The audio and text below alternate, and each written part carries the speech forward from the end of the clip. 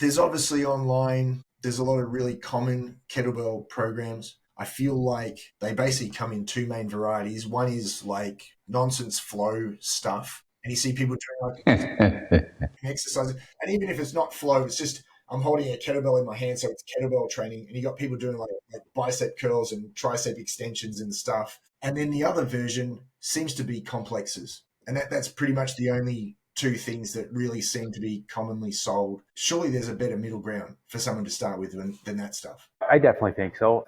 As the three of us are coaches ourselves, and I've actually, I speaking for myself, but I'm sure for both of you as well. Like, I hire out when I need a program, to prepare for my competitions. I hire out, and so like and anything is often better than nothing, but the amount of people that just decide to, hop on a social media forum and just, ask a bunch of strangers, what to do, or follow strangers and just try to copy. Like you said, it ends up being, what do I get for free? Yeah, what do I get for free? And it ends up being, a flow, or it ends up being, just one complex on repeat. And again, like, I'm glad you're moving. Please keep moving. But if you've got any kind of specific goal, I mean, there's no better return for your investment than actually hiring somebody to do what you need to do. Yeah. Yeah. Antoni seems to have dropped out just briefly there. He'll be back in a second. One of the things for me with these, particularly the complex sort of stuff, it's a handful of moves. I mean, the most famous one, let's be honest, probably Simple and Sinister. I know it's not a complex, but it's 2 moves.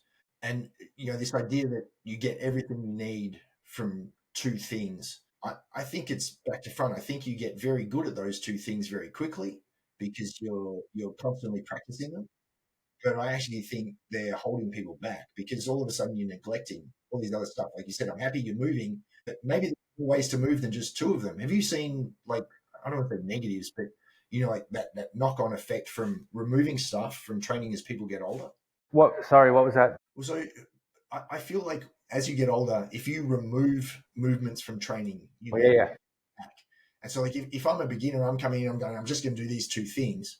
And while those 2 things have got a lot of different movements in them, you're still missing out on a lot of other movements. Definitely. Yeah. If we're talking about swings and get-ups, I mean, that's a great starting point. And when you're good at swings and get-ups, you've just scratching the surface. I mean, now, nothing against swings, but as soon as we learn how to swing in my gym, we don't swing really anymore. There's so much, What?